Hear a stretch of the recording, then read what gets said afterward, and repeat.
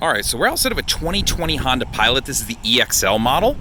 So you just get you a quick outside view so you can see the wheels, the back. It comes with tinted glass on the back half from the manufacturer. The front windows will be tinted at the dealership if they do something like that. So you can get an idea for what this vehicle looks like. It does come with fog lights built in, so that's part of what you're getting on an EXL package. And then inside I'll go over some features too.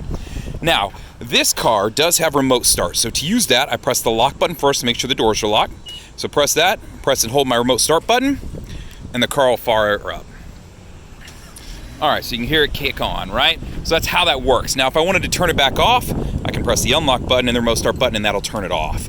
So that way I can do that. Now, when you turn it on, it'll run for 10 minutes. If I want to extend that, press that same sequence again, and it'll run for an additional 10. So now you've got 20 minutes worth of time. So my back, I can open with the button right here.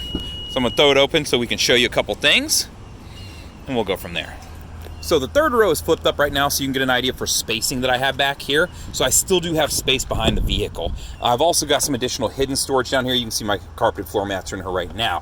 What's really cool about this is I can pull it out, slide it down, and drop that in and give myself some space. And like I can do, as far as suitcases, my carry-ons will fit in there, right? Or if I need to, I can flip this over if I had like ice or something wet, a cooler in here, and I can go the plastic side up, right? So pretty cool that you can do that. So that's how the storage unit works, just so you can get an idea for it and some different things you can do with it. Now my third row does fold down. All I gotta do is pull these tabs and I can lay it down here. So I'll give you an idea for if you're, hey, I'm only gonna use this third row. Sometimes what does my storage space look like? Well, this is what you're working with right here. This is very similar to what the Passport would look like in the back of the vehicle. Mind you, we're giving you a third row in your Pilot. You do have tie downs back here, so you can see them right there. And then on the backs of the seats, you'll notice these. They're not tie downs. Those are actually for your car seats. So if you need tethers and anchors and things like that, that's what those are. The third row does have air vents. You can see them. You got one over here and one over there. And then I have cup holders and just your standard setup. So the third row in this car is actually pretty comfortable. I can get back there. I'm 6-footer and I'll be just fine. I do have a power outlet back here for my third row passengers in case that, or if I'm tailgating or doing anything like that. Down here, you can see the gas cap on it. I can pop this off. You stick your key right in there and you can pop that open. It'll have a little deal you can pull. So if you couldn't get your gas cap open, it will give you the ability to do that. So that's what's just going on from there. So let's close the tailgate and we'll move on. So I'm gonna use the button this time to do it. Let's move into the second row of the vehicle. So second row, it's a leather interior, so that's standard in your EXL models. Most people will say that's what the L stands for. This is a black on black, so you can see I've got a nice black finish to it. Now, over here in the center stack, I'll show you do have 2 USBs, so if I need to charge, if I need to be able to power my phones while I'm on a long trip, you have that ability. Above that, I have the AC controls. The AC is set up to where I can control the front, back, well, I should say front, left, and right of each other, and back all separate. So it's a tri-zone climate control. Now, additionally, I'll show you other things you do have. You do have sunshades in the back of this car, so if you're going to have little ones in the car, that's sometimes important to keep the sun out of them, keep them cooled off, especially if they're little bitty. So leather interior, fold down, standard setup as far as this goes. It is adjustable, so you've got a track bar down here that you can pull and slide. So depending on where people are at, you can see I have them set at 2 different distances. If I have somebody really big in the very back, I can scoot somebody up. So I can maneuver this around to help myself out. So let's move up to the front of the car and we'll go over a couple features there. Oh, the first thing I'll point out is this is smart key entry. So if I walk, when I put my hand on the door handle, unlock. Same way if I want to lock the door when I get out, is now locked. So you heard it beep and you probably heard the doors locked. When I walk up, same thing, put my hand on the door handle, it's unlocked. So I don't have to get my keys out of my pocket to use this feature. It's really nice. Additionally, with that, the keyless entry setup that the car has will give you access to some of the other features in the car. It'll set them up accordingly to whatever key you're holding. So on the back of the key, it'll show you like a 1 or 2. It's covered by this sticker, but it'll say driver 1 or driver 2. Let's start down here on the seat. You've got a 10-way powered seat, so I can adjust, front, back, up, down. My back support and then my lower lumbar support is right here. Over on the door, I'll point out a couple things before we get in. I've got my trunk release if I want to pop that open, my gas cap release, and then down here I'll show you got your hood release. So easily accessible, all of these. My memory seating is pretty easy to set up, so I would just get my seat adjusted to how I want, press set, and then press and hold whichever one I want it to. They'll flash when you have it going, so it's pretty easy to understand. So let's crank the car up, throw my foot on the brake, press start, and it'll fire up my car for me. And we'll show you a couple things. While I'm here and I still got the door open, I'm going to point out right here, you have blind spot monitoring in this car. So anytime a car is in your blind spot, this will light up orange. It's on both sides. If you start to get over, it'll actually give you an audible alert to let you know there's somebody there so that you don't hit them. So just while I have the door open and you can see it really well, I want to make sure I'm pointing that out. Okay, so I'm going to point out a couple things right down here on the dash. We'll just kind of work our way across the dash so you can see and understand what everything is. So the first thing is the mirror control. So left and right, and then adjust on the pad. So pretty easy to understand. Now, something I will point out is I have it set to the left side right now. So this is a really cool feature. When I throw it in reverse, it'll actually throw my mirror down for me. So you can see it adjusting for me right now. Let's say I'm like, hey, I really prefer my right side to do that. So flip it to the right side. Or if you don't want either one of them to do it, just put it in the middle. Neither one of them will flip down. So just kind of a cool feature the car has. My ECON button, press that, you'll see a green leaf come out up here. It'll improve the gas mileage of the car. In doing so though, it's a give and take system. So you're gonna give up some of the takeoff and go, and you're gonna give up a little bit of the power on the AC unit, but in doing so, you're gonna get better gas mileage. So just keep that in mind. It's all relative to how you drive though, on how much you can improve that gas mileage. Now down below that, you're gonna see actually a couple buttons, and these relate to Honda sensing. So this first button, I'm gonna turn it on, you see the LED is there, and that's for your road departure mitigation. So what that is if I start to drive off the shoulder of the road, the car will give me an audible alert, and it'll shake the wheel to be like, hey, wake up, pay attention. So that's what the default setting is. You can affect what all and how it alerts you, or you can just turn it completely off if you don't wanna use it. Now above that is my collision mitigation braking. This is always on. So this one's always on and running. What that is if it's looking like I'm gonna rear end another car, much like you can see that image, it'll give me an audible alert first, and then if I don't apply the brakes, it'll actually apply the brakes to prevent the accident. And it does so using radar in the grille and a camera, which is right up here.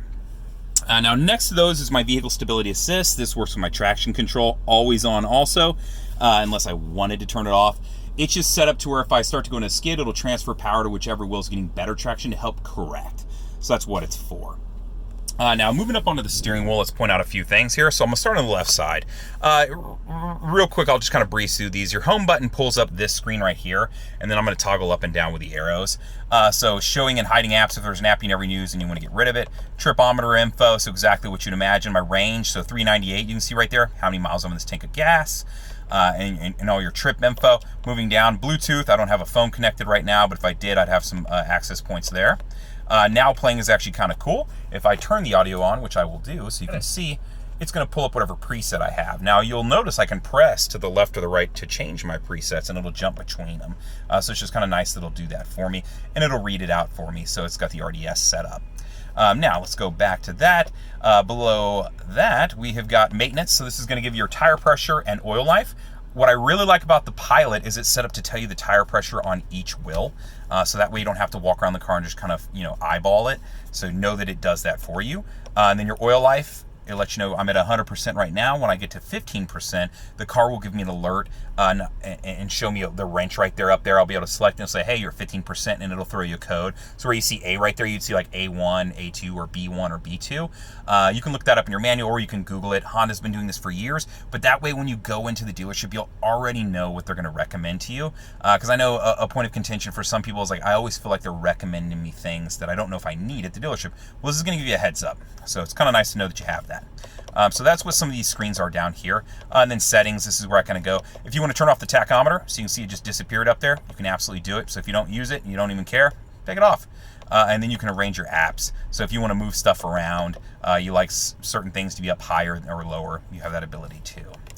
So over here is your Bluetooth controls as far as answering a call, to hang up a call and use your voice command. The voice command, if you just tap it once, it'll actually pull up a prompt and you can see all the different things you can say. So I could be like FM, and then walk through the prompts and select whatever I want. So there's some different things you can do. So I'm gonna jump off of that. This also works when I have my car connected for Apple CarPlay and Android Auto. So to talk on that for just a second, I would need to plug my phone in down here to the USB. And then if it's an Apple-based phone, that's all you have to do. If it's an Android-based phone, you need to make sure you have the Android Auto app downloaded. The app's logo looks like that, and it's Android Auto. When you have either one of those downloaded, once you've connected up, these will light up, and then you'll be able to select them. So you can see how it's grayed out right now. It's not going to let me pull anything up. You'll be able to select it. That'll give you access to your maps, your messages, your music. There's a lot of different apps. It's a really cool feature. It really makes navigation... irrelevant at this point because you have access to Google Maps, Waze, Apple Maps, and this is across both platforms with the exception of Apple Maps. So if you want Google Maps or Waze, you can do it on both. So really no reason to download maps anymore and pay for navigation and all this. Just use this. It updates itself. The only thing it's using is data on your phone. And in my experience, most people have unlimited data anyways. The only time this would maybe play a role is if you were up in the mountains and you weren't getting service. Keep this in mind. So that's how Apple CarPlay and Android Auto works. Now over here is some additional Honda sensing features. So I know we touched on the couple that were down here. So these two are adaptive cruise control and lane keep assist. So lane keep assist is this button right here. If I press it, you're going to see these dotted lines appear up here. And what it does is when I'm going over 45 miles an hour, it'll actively start reading the road. And how it does it is it uses the camera up here to detect the lines down on the road. So when it's actively reading it, these will fill in solid. So that's how you know it's now working. And what it's set up to do is if I start to drift out of my lane, it'll correct for me and just keep me centered. So that way if I got distracted or, Lord forbid I was texting while driving, because nobody does that, it'll just help me out and make sure I don't drift into somebody or, drift off the road. So that's how this function works. It's not designed to drive the car for you, but it will almost do that. It's pretty cool. Now above that is my adaptive cruise control. So when I get up to the speed I want to set, just like regular cruise, I would press set, and then it'll hold my speed. So where it says ACC off right now because I'm not moving, that's where it would show it. So it'd say 65 there. Now if I press this button right here, it's going to create distance blocks. So the more blocks, the more distance it'll keep between me and whatever car or object is in front of me. So I usually set it somewhere in the middle because if you set it too far, people just keep cutting in front of you, and then your car is going to keep slowing down. Because what it does is it uses the radar down in the grill and the camera to detect the car in front of you. So if my speed is set to 65 and somebody gets in front of me and slows down to 55, I don't have to cancel, resume, do any of that. It's just going to slow down and keep the designated amount of spacing that I create with this button. So that's how adaptive cruise control works. Now, if you just want to use classic cruise control because you're just used to it, you've been using it a long time, if you press and hold that same button for a couple seconds, it'll flip over and just say cruise mode selected. So now it's just set up to a classic cruise control. So to turn it back on, same thing, press and hold, and now I'm back to adaptive cruise control mode selected. So that's how those features work. Now you do have auto on off headlights. So to set them right there and you leave it, and then my fog light controls are right here. And then over on the other side of my windshield wiper controls, this controls the very back, pull down for the front. Now over on the touchscreen, I always like to touch on this a little bit just because I feel like this is where the most people, if they're going to have issues, it's going to be. So you're on your home screen right now and you have all these different apps, right? So it's pretty easy to understand. It's like a home screen on a phone. Now if I want to move stuff around, if I press and hold, it'll pull up my app customization screen to be able to do that. And then from there, I can start moving stuff around. So if I'm like, man, I really only use a couple buttons, well then let me move them around and get them. Even if they're from a different screen over here, I can go get them and pull them across.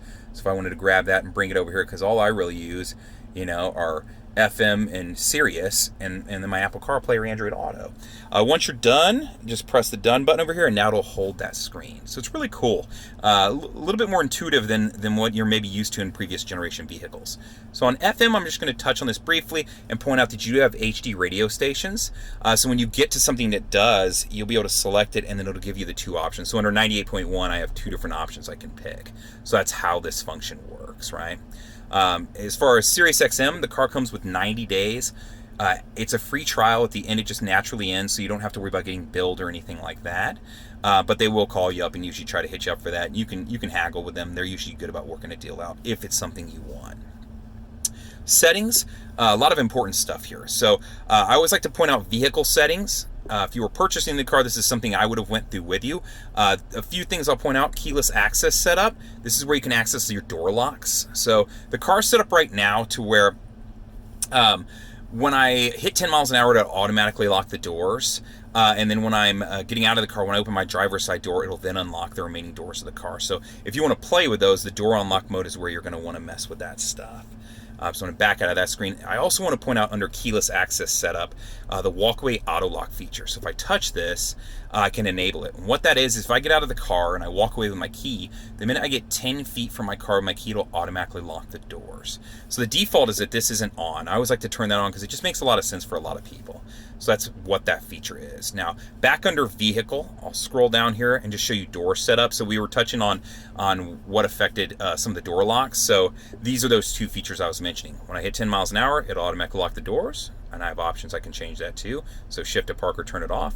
And then getting out of the car when I'm unlocking the door. Right now it's set up when I open my driver's side door to unlock the remaining doors of the car, and I have some options there. So just a few features you may want to play with. Those are usually the most important ones that get touched on, so I just like to point those out, and they're under settings and then vehicle. The rest of this stuff you can play with if you want. It just really depends on how much you want to customize your car. Bluetooth makes 100% sense. It allows you to stream music wirelessly via either your device or your phone.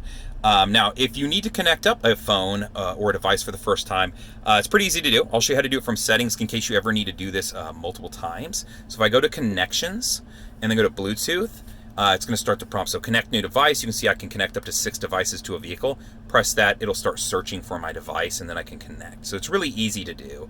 All you got to do is make sure the Bluetooth is on your vehicle. So most everybody's probably connected up to a Bluetooth speaker at this point. Very similar. So that's how that works. Android Auto and Apple CarPlay we already went over. The trip computer, you saw it. I had it pulled up here earlier right on this screen, so I can see that here, or if I want it on a little bit larger display, I can get it there too. SMS text function is actually a really cool function. If I receive a text, it'll show me the text and then read it aloud to me, and I can respond back and send them something back. I can do the same things with Apple CarPlay and Android Auto, but the car just has a built-in system of its own. Phone, as far as accessing Bluetooth, your call log, contacts, anything like that, then you'll have control over that from the voice command button too. USBs, I do have 2 USBs in the car. You saw one down there, and then I have an additional in here along with an auxiliary port. So it just gives me the ability to plug like a thumb drive in and be able to listen to music off of it that way. The aux input I just touched on, 9mm jack. Everybody knows what that is. It's been around in cars since like early 2000s. Social playlist is really cool. If you're all connected up onto the Wi-Fi, you can add songs to a playlist together. So it's a really cool feature. That way you don't have to listen to one particular person's music. You can all share and kind of enjoy the music together. So I wish I had that when I was growing up. I think it's a really cool function. AM, I don't think I need to touch on that. System updates, exactly what you think. You can store music to the car, so it's just really cool that you can do that. You could load up a USB, plug it in, and then pull some of that music off of it if you wanted to. Now, HondaLink is a really cool feature. I just want to mention this for a minute. The first time you connect your phone up, it's going to prompt you for something for HondaLink. And what it is if you enable it, any point, if you get into an accident, the airbags deploy, Honda can call you. If you don't respond, they'll call 911 and send them out for free. Well, I'll just say they'll send them out. I don't know if it'll be free. After that, it's on your insurance. But in the event that you were, knocked unconscious, I want to know that somebody can come out and help me. That service is free, is how I should say it. So it's a lot like an OnStar setup or something like that, except there's no subscription. This is just something Honda offers. Now, additionally with HondaLink, there are some other features depending on which trim level of the car you decide to buy. So being able to lock your doors from your phone, being able to start the car from your phone. If you go to HondaLink.com, you'll be able to look up any trim, any car, and see. So that way, if you want to kind of see, hey, if I jump up to the Touring, what additional features does it offer me through HondaLink? Now, some of these are subscription-based, so some of the being able to lock the doors and do that stuff is, but the initial safety feature, 100% free. Your AC controls, tri-zone climate control I mentioned earlier, you can control left, right, and back separate of each other. I won't touch too much on this other than I'll just show you that jumping to the rear, that's how you do it, and then I can adjust the speed and all that. And then if I have them all synced up, it adjusts all off my side. So that's all you really need to know. I've got a little pad down here to help. I've got heated seats that I can use for driver and passenger side there. My storage you saw in here, so I've got a good amount of storage that I can work from. I do have HomeLink, so I can connect up my garage clicker, gate clicker, all those clickers. Storage as far as sunglasses, and it has a mirror if I need to keep an eye on the kiddos in the back. And then I do have a moonroof that I can pop open. So I'll throw on the backup camera just to show you that real quick too. It's got 3 different views, so a wide angle view, 170 degrees, so I can see who's coming from my left and right. It does have a system set up to where if somebody's coming from your left or right, it'll give you an audible alert and show you arrows. So keep that in mind. That's cross traffic monitoring. That's what this is right here. I've got a standard backup camera and then one aimed straight down, so you can see where my hatch opens up to is that dotted line. If I'm parallel parking, I want them to be on the other side of that line. So it's really fantastic if I'm backing into a spot or up to a curb or a garage or anything like that, because it gives me better understanding of where I'm at. So let's actually do that, and I'll show you here. So let me back into the spot, and we'll show you exactly. So when I start getting close to whatever's behind me, I'm like, oh, how close am I getting to that curb? I can flip over here and see exactly where I'm at in relation to that fence. So it's a fantastic feature. So if you have any questions, feel free to respond to the YouTube video. I'm pretty good about getting back. If you really needed to get me, you could always call me, 737-443-9555. Or you can email me, jf_1064 at Yahoo. I'll tell you though, the easiest way is probably just to respond to the YouTube video. I'm pretty good about checking them and getting back to you, but you've got 3 different ways you can reach me if you need some extra help. Let me know if you have any questions. Thank you for watching. All right.